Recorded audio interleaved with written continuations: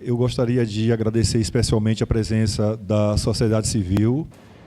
Momento histórico, repito, que faz com que a gente fique mais responsável e crie essa cultura dentro da própria instituição, uma instituição democrática, para que a gente possa, nas próximas eleições, manter essa postura da associação que representa tão bem os defensores públicos na propositura de debates e de apresentação de propostas. Não será um debate, será a apresentação de propostas. Já fiz isso na sexta-feira passada. Vou fazer de forma mais, até porque o tempo é menor, e depois me coloco à disposição para responder as perguntas que vocês queiram saber. Mas eu gostaria de me apresentar para quem não me conhece. Meu nome é Clécio Cavalcante de Macedo, sou defensor público desde 2000. Agosto de 2000 iniciei a carreira na comarca de Jaguaquara, depois fiquei em Jaguaquara, Itiruçu, Apuarema, depois eu fui ser defensor público em Mata de São João, e finalmente cheguei aqui em Salvador, onde passei por várias defensorias públicas, me titularizei na terceira vara de família e recentemente me removi para a 32ª Defensoria Pública Especializada de Família. Veja o que Clériston vai fazer com a gestão. Formar a equipe de planejamento e gestão com o objetivo de coordenar e elaborar o plano geral de atuação, conforme previsto na Lei Complementar 80/94, artigo 102, parágrafo 2º. Discutir e encaminhar as alterações normativas e legislativas necessárias. Instituir na estrutura administrativa assessoria especial com a atribuição de controle interno. Fortalecer as equipes das defensorias públicas especializadas e regionais através de planejamento estratégico. Viabilizará a implantação de estrutura física para as sedes das unidades do interior, bem como na capital. Implementar amplamente o sistema informatizado para as unidades da Defensoria Pública e ampliar os sistemas gerenciais do setor administrativo. Aplicar de forma transparente os recursos oriundos do Fundo de Assistência Judiciária da Defensoria Pública do Estado da Bahia. Redesenhar a política de estágios da Defensoria Pública visando o aprimoramento da atividade em todas as áreas de atuação da instituição. Reestruturar a assessoria de comunicação social para fortalecimento e ampliação da divulgação da atividade defensorial em todas as unidades e a sociedade baiana. Promover capacitação, inclusive de forma regionalizada, através da Escola Superior da Defensoria Pública. Estimular a formação de grupos de estudos temáticos. Fomentar a produção acadêmica e bibliográfica. Viabilizar a edição de compêndio da legislação específica da Defensoria Pública. Para a instituição, fortalecer a participação no Conselho Nacional dos Defensores Públicos Gerais, CONDEG. Desenvolver um plano para atuar em áreas estratégicas. Promover maior interação com a sociedade baiana através da ouvidoria da Defensoria Pública. Redesenhar a relação entre a administração superior e a ADEPBA. Ampliar o diálogo com os demais poderes, criar calendário anual de campanhas e eventos institucionais, implantar sistema de informação da folha de pagamento no âmbito da Defensoria Pública, reestruturar o CRC, telefone 129, celebrar convênios com instituições de ensino superior para atender as regionais. E para a carreira de defensor, adequar o sistema remuneratório, ficando em sintonia com as demais carreiras jurídicas. Buscar o pagamento da URP aos membros da instituição.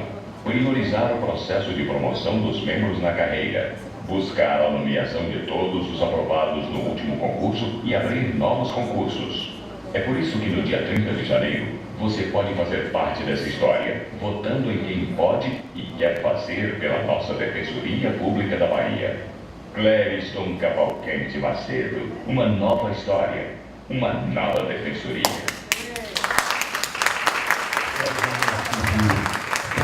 Como está o regulamento, de não serem feitas manifestações favoráveis a nenhum candidato, apesar da ausência da candidata, Nós pedimos que durante todos os recursos deste debate não haja manifestações.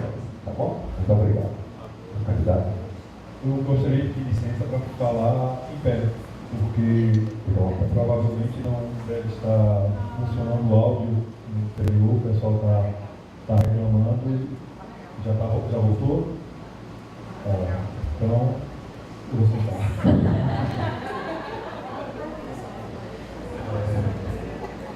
Essas propostas foram apenas algumas propostas de um programa macro. Eu coloquei essas como as principais, não as mais importantes. A gente precisa, efetivamente, construir uma instituição muito maior do que essa que está sendo proposta de forma simples aqui.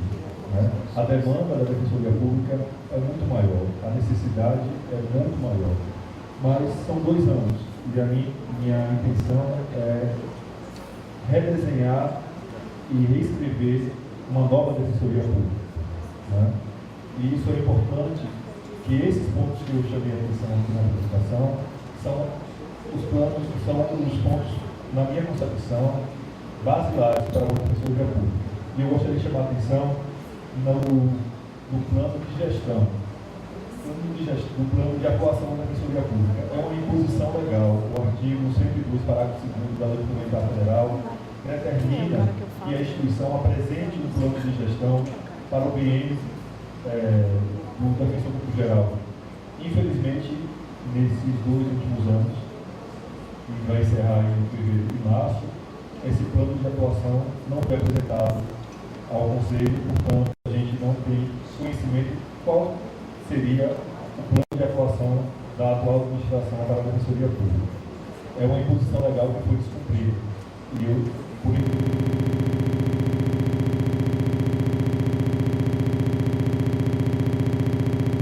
atuação da Defensoria Pública, até para que vocês possam cobrar da administração o que a gente efetivamente não deixou ou deixou de cumprir esse plano de gestão. Mas não é algo determinado por mim, vai ser construído por nós. E nessa construção eu vou chamar a ouvidoria para que a gente possa construir esse plano de atuação. Ouvir as pessoas do interior, ouvir as pessoas da capital, para que a gente possa ter a defensoria que a gente quer, que a gente acredita e que nós merecemos. Uma instituição democrática, uma instituição que possa representar o anseio e buscar, apesar de todas as dificuldades que a gente sabe que vai enfrentar, buscar junto aos demais poderes a implementação desse plano de atuação. A Defensoria sozinha, por mais boa vontade que nós tenhamos, e a gente tem muita boa vontade, não vai conseguir realizar isso de forma isolada. E a gente, para isso, precisa chamar todos os atores que são importantes nessa construção para fortalecer a demanda, fortalecer a atuação da Defensoria Pública e essa demanda reprimida que existe e muita, seja efetivamente colocada em prática. Eu gostaria de salientar também em relação ao primeiro ponto, gestão interna e infraestrutura, algo que é essencial para uma instituição pública, que é o controle de forma responsável dos gastos com dinheiro público. A nossa instituição, ela, quando a Lei 26 foi aprovada, portanto, há quase 8 anos, não previu a função de um controlador interno das finanças. A gente não tem essa função. Eu pretendo, ainda que não tenhamos o plano de cargos e salários que está na Assembleia Legislativa para ser aprovado, e que nós não participamos, a gente não sabe se existe essa função dentro do plano de cargos e salário. Eu pretendo, ainda que nós não tenhamos esse projeto aprovado, utilizar um dos cargos de confiança, os 59 que a instituição tem, poucos, mas é o que a gente tem, para dar a função de controlador interno. Isso vai dar muita segurança para o gestor público, isso vai dar segurança e dar responsabilidade com o gasto do dinheiro público. Portanto, toda instituição democrática responsável pelo dinheiro público já admitiu essa figura do controlador interno. A gente tem isso no STF, no STJ, nos tribunais superiores, essa figura já existe como um cargo específico, e a gente vai lutar primeiro para dar a função e depois lutar pela aprovação desse cargo específico dentro da instituição. Eu gostaria de falar também do telefone 129.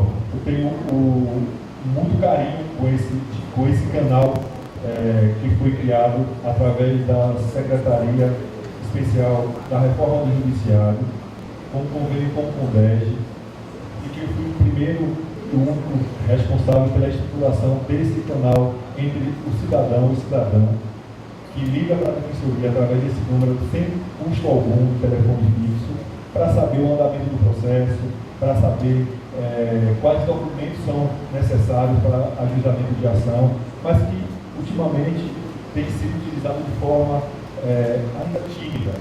Eu pretendo implementar a utilização desse 129, inclusive para agendamento de atendimento. Né?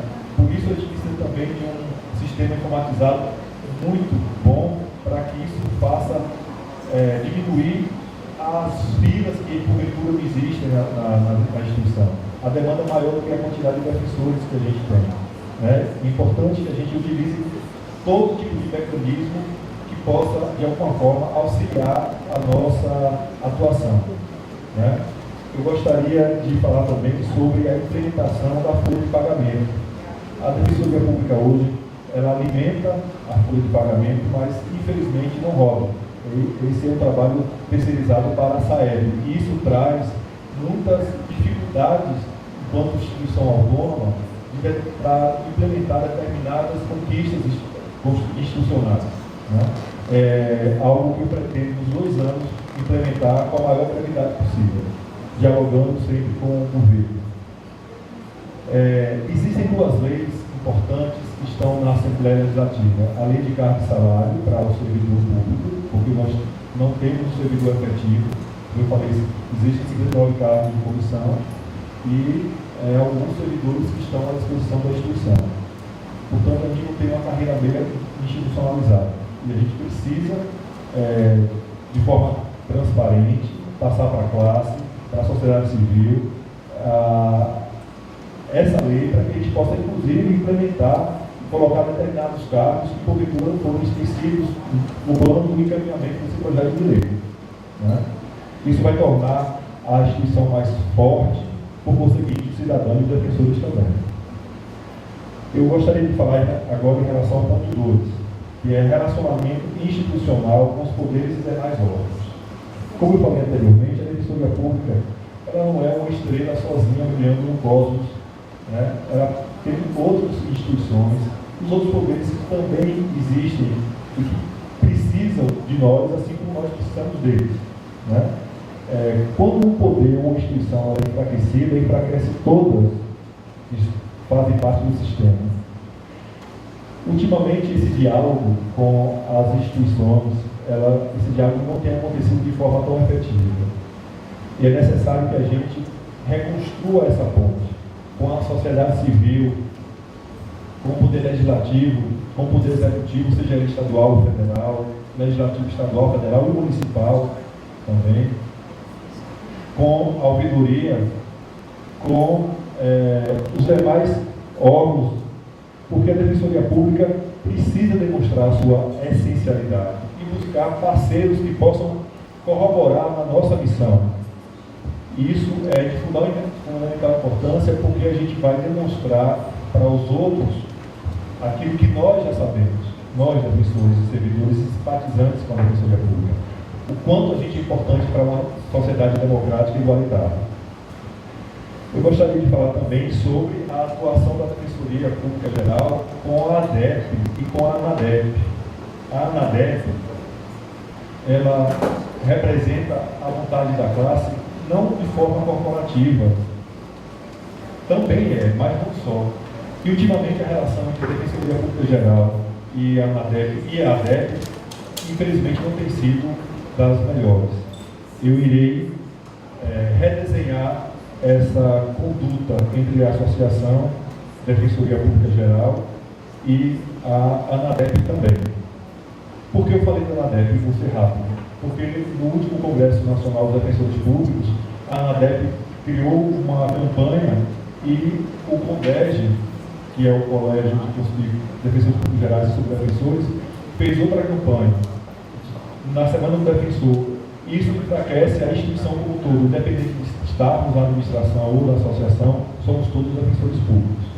E esse diálogo precisa acontecer de forma mais proativa. Eu gostaria de falar agora em relação ao terceiro ponto, aperfeiçoamento e fortalecimento dos defensores públicos.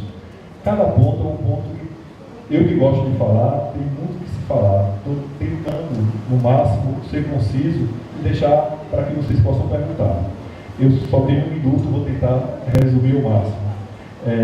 A questão remuneratória é importante porque uma instituição forte se faz com servidores bem qualificados e bem remunerados para desempenhar o mistério, que é muito importante para uma sociedade democrática. Com relação ao quarto ponto, orçamento e finanças, eu instituirei a transparência dentro do portal da Defensoria Pública para que cada cidadão possa acompanhar a execução orçamentária da Defensoria Pública, que possa cobrar de nós, a administração superior, onde o dinheiro está sendo investido, de que forma. Não tem uma concepção de uma instituição democrática existir caixa preta, que a gente não tem acesso nem às contas, nem à execução orçamentária, nem o que está se fazendo, para quem está se fazendo e de que forma está sendo feita. O orçamento participativo também com a sociedade civil. É algo que eu pretendo implementar aqui. Meu tempo acabou, gostaria de agradecer e coloco à disposição para os questionamentos que vierem. Falaria muito mais, mas o tempo é exíguo. Muito obrigado. Obrigado, candidato. Pedimos a plateia que não se manifeste.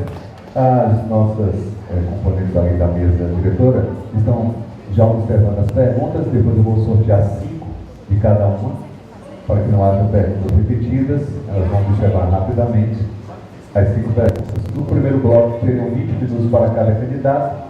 Já passamos no primeiro bloco, agora no segundo, seriam perguntas entre os candidatos, com os temas aqui pré-selecionados. Nós teremos gestão interna e infraestrutura, relacionamento institucional com poderes e demais órgãos públicos entre privados e sociedade civil, aperfeiçoamento e fortalecimento dos defensores e orçamentos e finanças. Por causa da ausência da candidata, nós vamos agora suprimir este bloco, passaremos já para o terceiro, que é responder as perguntas da sociedade civil e dos defensores. Serão 5 perguntas defensores, 5 perguntas sociedade civil, com tempo de 2 minutos. Aguardando só um minutinho ali, ok? 2 minutos para a resposta para cada. Tem mais uma pergunta? Ok, aguardar só aqui. 2 minutos para a resposta. Nós vamos seguir rigorosamente o que foi estabelecido anteriormente. E o quarto bloco também nós iremos suprimir. Estão selecionando ali, olhando todas as perguntas. Eu vou escolher sortear 5, sociedade civil 5, defensores públicos. Ok. Quando tiver ok, é só falar aqui. Ok, nós vamos lá. Aqui é da defensores públicos. Jogou todas as perguntas.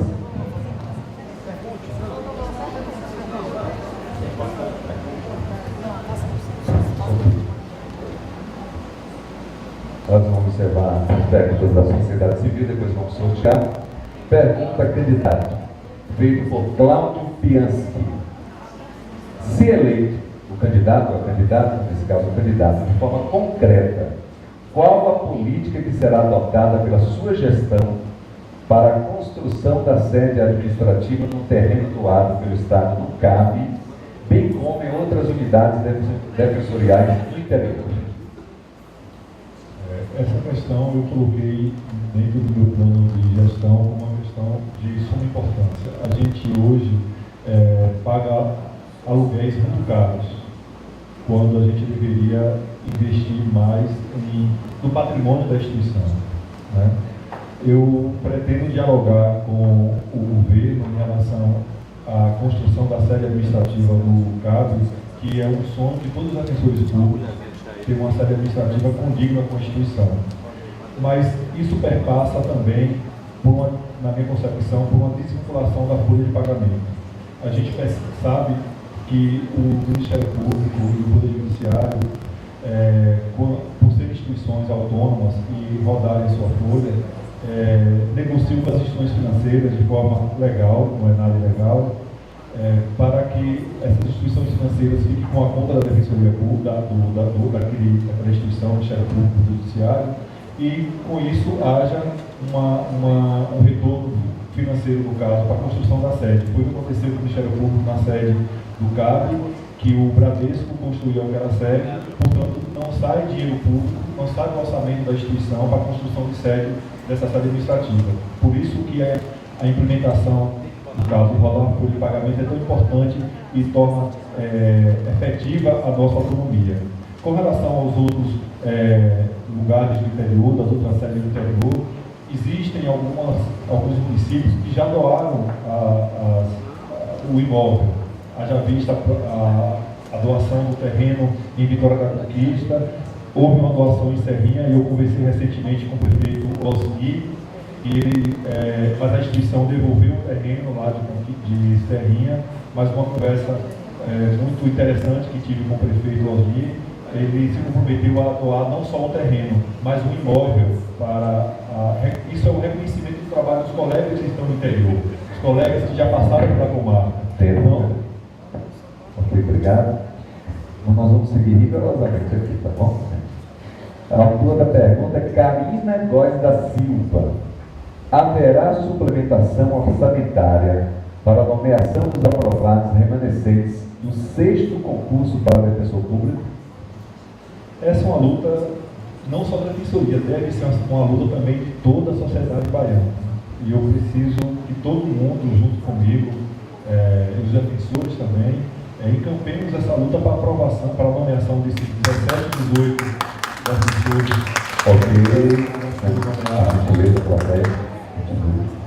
Mas eu posso falar de forma muito tranquila sobre esse tema, porque eu também fui um aprovado e esperei 1 ano e meio para ser nomeado. E eu sei o que é ser aprovado e não ser nomeado. Portanto, eu já passei por essa situação e é algo que eu me comprometo a lutar junto ao governo do Estado, com o apoio de toda a sociedade baiana, para a nomeação, não só a nomeação, abertura imediata de novos concursos para defensor público, para cumprir a determinação da 80, que nós lutamos tanto, a emenda constitucional 80/2014, que determina que os estados e o Distrito Federal, em 8 anos, a partir de maio, 7 anos, coloquem em cada lugar que tem um defensor, que tem um promotor, um juiz, tem um defensor público. Portanto, é um dever, mais do que uma boa vontade de qualquer prestador público. O senhor tem ainda mais alguns segundos. Não? Ok. Passaremos então para a próxima pergunta.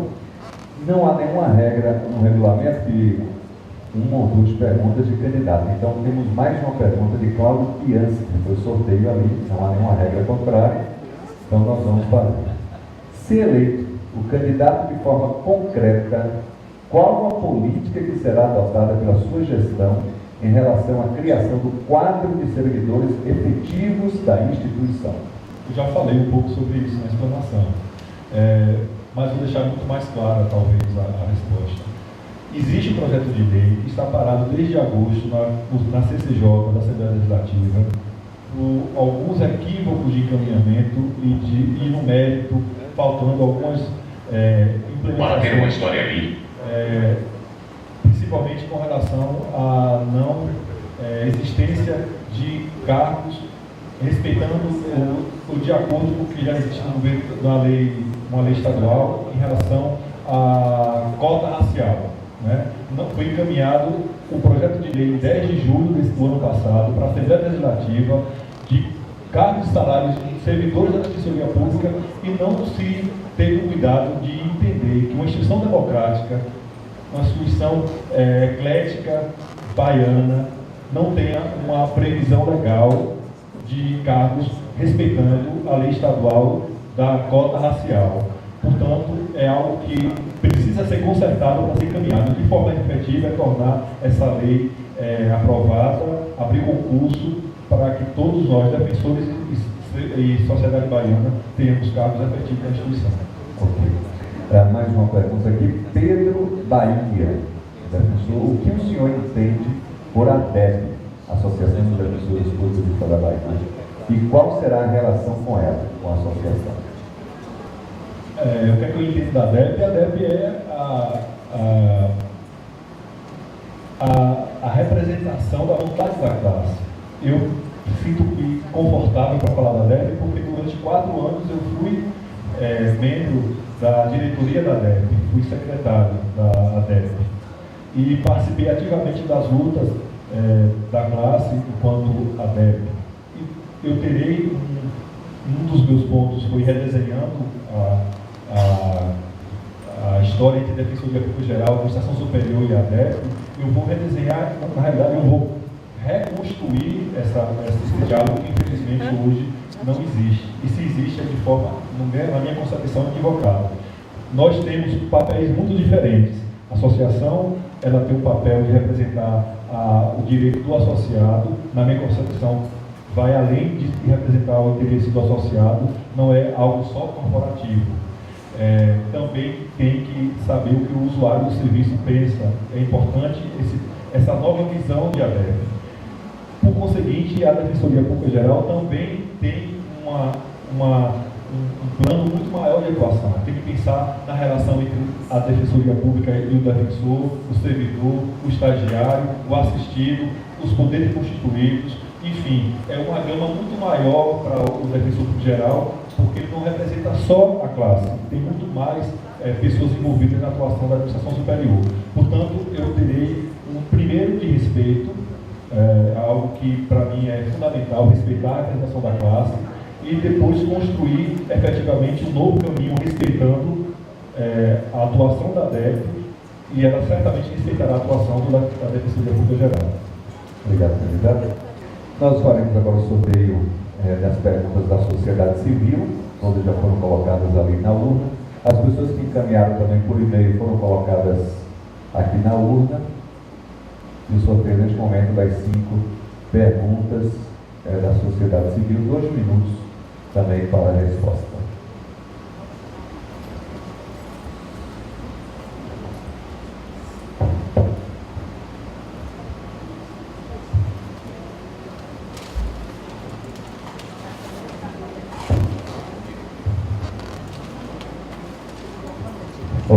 Nós vamos colocar aqui que nós temos, o sorteado aqui também não é uma pergunta, mas é uma solicitação da entrega de uma carta ao candidato. Aos candidatos seria entregue aos candidatos, como a candidata está ausente, será entregue ao candidato, o sorteado aqui também. Não há no regulamento nada que fala o contrário, então é permitido.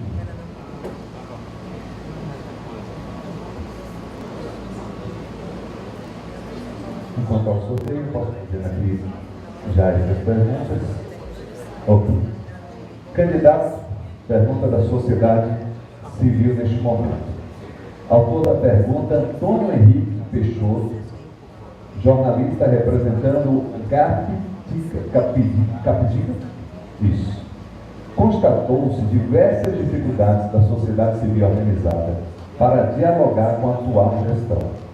Diante da proeminente mudança da Defensoria Pública para o CAB, o Centro Administrativo da Bahia, verificamos que não houve um diálogo prévio. Neste, as pessoas com deficiência precisariam deste canal, pois a sensibilidade para posta permite que alguns fatos apenas os deficientes possam trazer conhecimento à luz, em especial os cadeirantes. Questiono se eleito o candidato a candidato, como novo defensor-geral, irá abrir as portas para a sociedade civil, como estava ocorrendo na gestão de doutora Célia Padilha e doutora Tereza Cristina. Essa é a pergunta de Antônio Henrique, jornalista representando o Gaputinho. Café Antônio. Aí, Antônio. Eu me reservo o direito de não falar a respeito da atual administração. Eu espero que ela possa responder a você a conduta da atual administração. Eu vou me ater apenas do que eu pretendo implementar. É algo importante, a instituição não pode fechar os olhos para o público que dela precisa. E também a instituição precisa do desse público. Qualquer mudança, ela precisa ser dialogada. Não necessariamente ela precisa ser determinada de forma unilateral. a gente precisa explicar os motivos pelos quais a gente quer mudar, para que as pessoas possam, inclusive, até ajudar nessa mudança. Mas quando existe uma mudança de forma unilateral, sem diálogo, de cima para baixo, essa mudança, na minha concepção, ela é equivocada, né?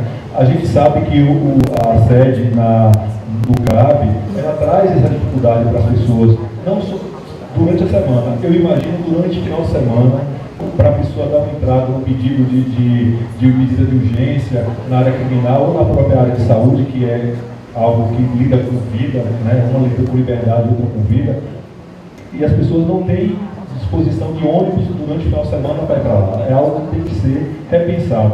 Se não for modificada, se não puder, eu não sei os termos do contrato de aluguel dessa sede que está lá no CAB. Mas se houver uma oportunidade de modificação, sem que isso haja um prejuízo ao erário público, eu vou determinar essa mudança, claro, para um lugar que seja mais próximo e acessível. E esse diálogo com a sociedade civil sempre vai haver. E por que eu falo isso?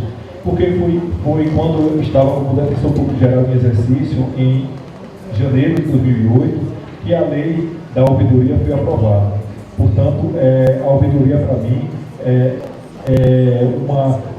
é algo ideológico. Portanto, a sociedade civil precisa participar da determinação da Defensoria Pública, onde ela vai atuar. Oportunidade. Mais uma pergunta. Sarcilene Andrade Correia, titular do Grupo Operativo da Ouvidoria Cidadã de Amargosa, da cidade de Amargosa. Sendo eleito o candidato, posso confiar ou terei a oportunidade de tê-lo em Amargosa, em uma audiência pública com a sociedade civil, para que possa ter conhecimento do nosso sofrimento. Assim, poderá ouvir da boca de cada um deles ou delas os seus sofrimentos e enfrentamentos de perseguições de não ter direito de ter direitos. Se eu compreender a pergunta. Em Amargosa para ouvir isso. Sim, me comprometo a ir não só a Amargosa, me comprometo a ir para todos os lugares que já a Defensoria Pública já tem um serviço que foi, de alguma forma, interrompido o serviço da Defensoria Pública. Eu pretendo dialogar. Infelizmente, só temos 16 aprovados para serem nomeados. A demanda é muito maior, né? Por isso que eu conclamo a sociedade civil e todos nós aqui presentes, então, as pessoas que estão nos assistindo, para a gente lutar não só para a nomeação, mas para a abertura imediata de um novo concurso para defensor público. Porque assim como Amargosa, a gente tem Brumado sem defensor público, a gente tem IPC sem defensor público, a gente tem Itaberaba sem defensor público, a gente tem outras comarcas que já tiveram defensor público e de uma forma abrupta, sem um diálogo com a sociedade, da noite para o dia os serviços foram interrompidos.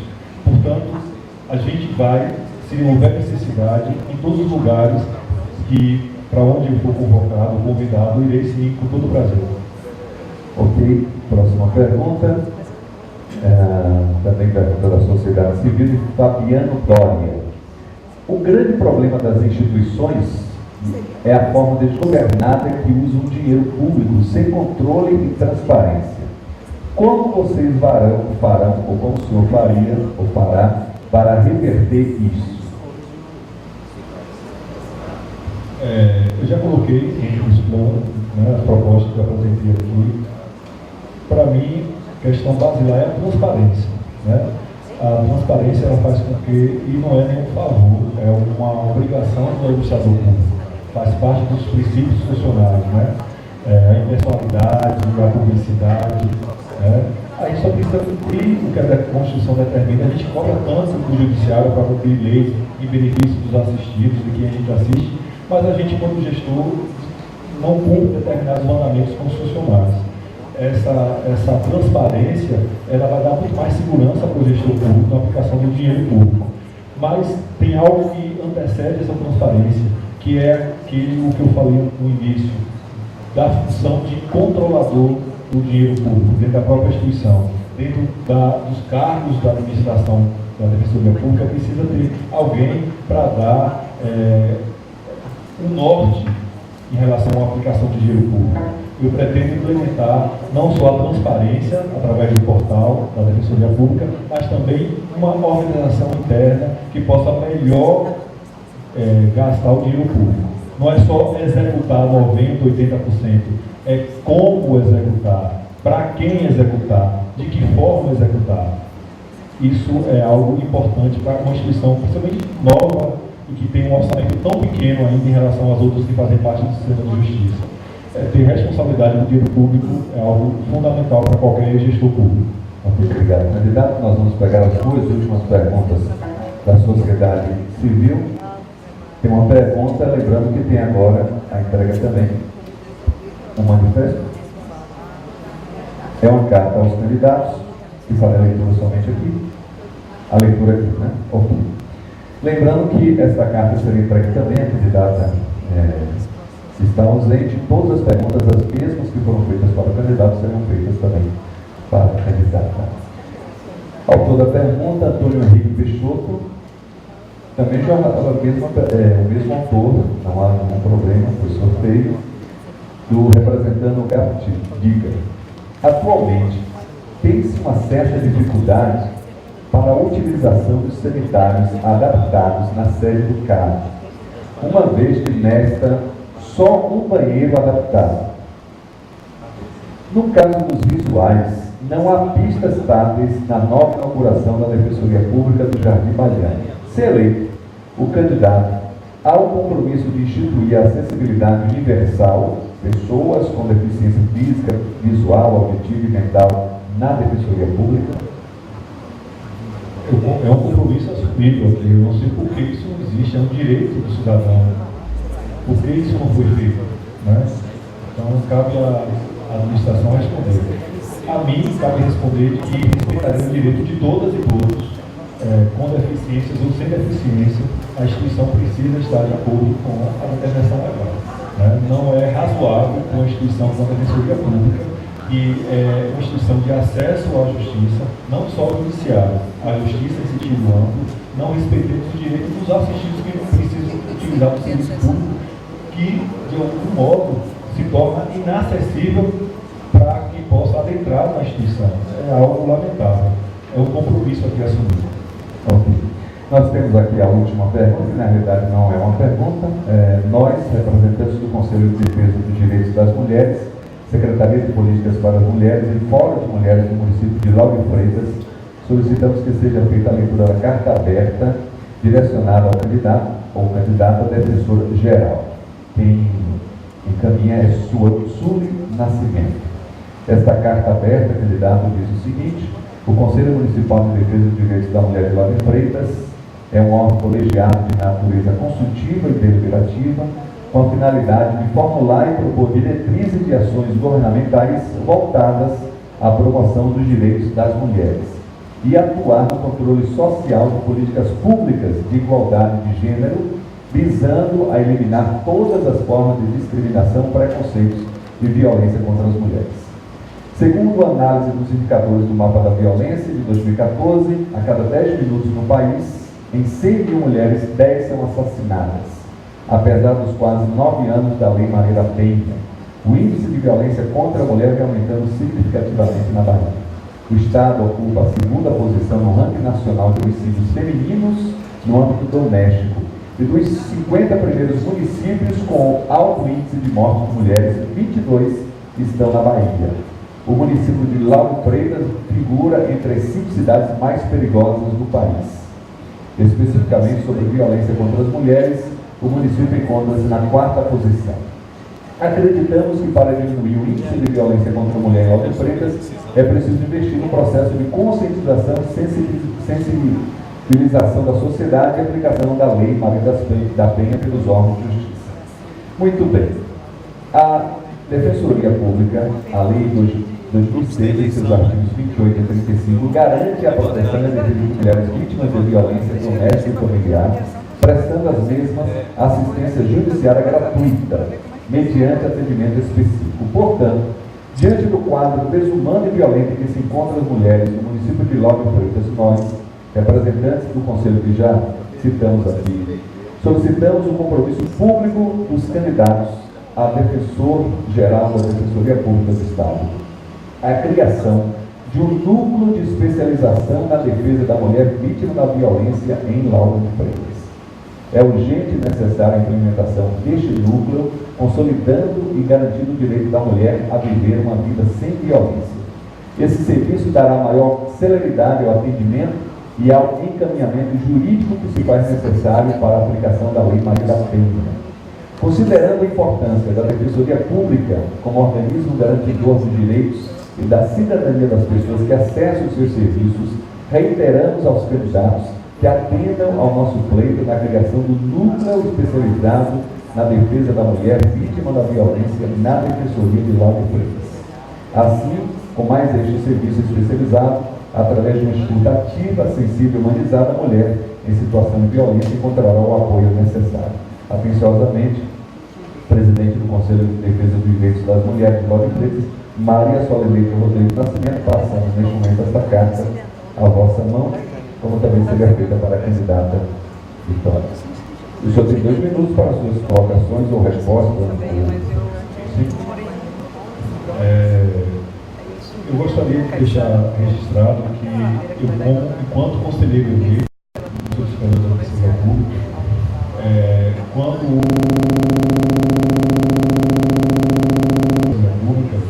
eu fui um conselheiro que votou pela implementação do maior número de defensores do núcleo da Defensoria Pública, núcleo da mulher, que faz parte da especializada de direitos humanos aqui de Salvador.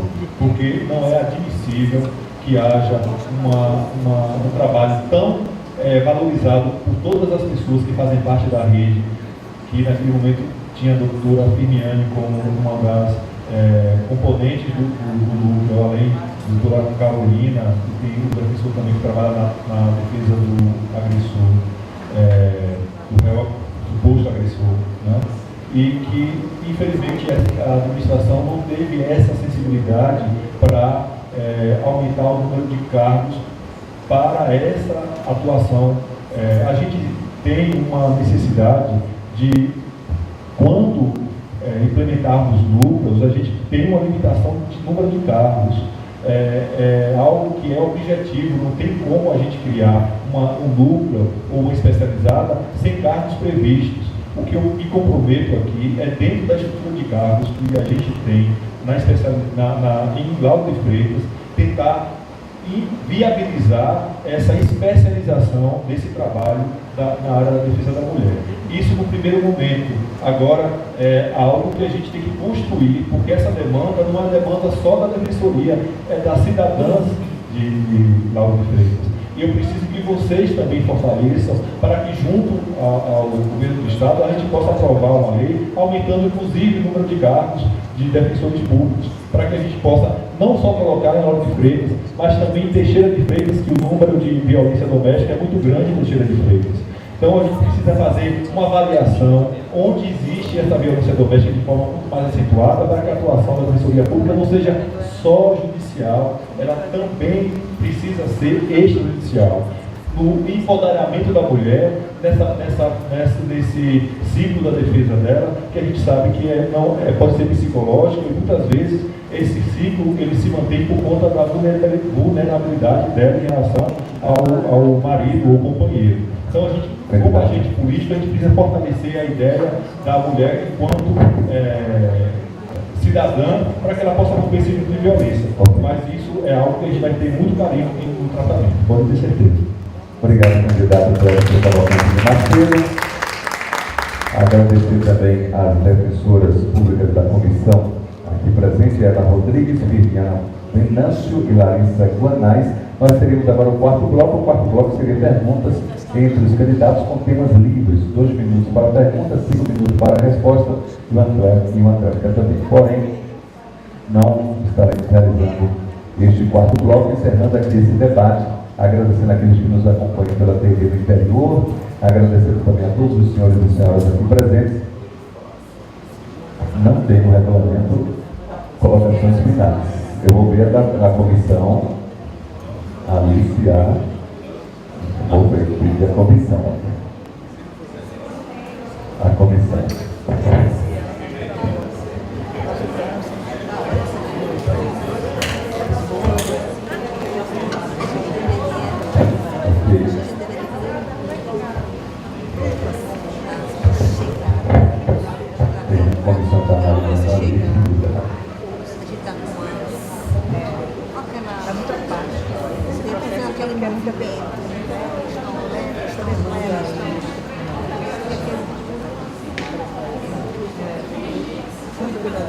Ok. Tem 5 minutos para as considerações finais? Ok. Então, não mais 5 minutos para as considerações breve, né? Então, respeitando o regulamento, né? Eu acho que não foi uma liberdade de apenas cumprimento do regulamento. Eu gostaria de agradecer a presença de cada uma de vocês que veio aqui no dia útil, no meio da tarde, para que pudesse fortalecer a democracia desse dia, né? É importante a presença de vocês, mas também é importante a presença do colega que não pôde vir, mas que uma sensibilidade da ADEC disponibilizou a transmissão através da internet. É algo que a gente precisa também parabenizar a ADEC pela organização desse evento. Espero que nas próximas eleições, os candidatos e candidatas possam comparecer para, de forma democrática, debater a respeito da extinção que a gente quer construir juntamente com a sociedade e com as outras instituições. Eu me sinto muito feliz por estar participando desse momento histórico da dentro da instituição. Me sinto muito feliz por estar mais uma vez legitimado a estar concorrendo. Algo que me dá mais tranquilidade em apresentar as minhas propostas e lutar de forma responsável, cada dia mais responsável, pela construção de uma defensoria pública unida, forte, transparente e democrática. Dia 30, eu espero que os colegas que estão nos assistindo e que estão aqui possam pensar nessas frases, nessas 3 palavras, que podem representar muita coisa, mas juntas vão representar uma instituição cada vez mais fortalecida e nova.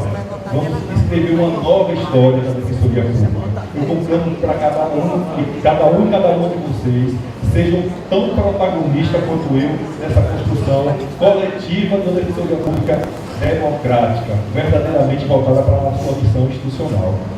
Obrigado a todos, a ADEC, obrigado, boa tarde. Obrigado, candidato. É o artigo 19 das disposições gerais, concluídos os debates, sendo o candidato terá 5 minutos para fazer suas considerações finais, artigo 19 do regulamento. Agradecer mais uma vez a comissão, o candidato, agradecer a presença de todos. Está encerrado este debate. Muito obrigado a todos.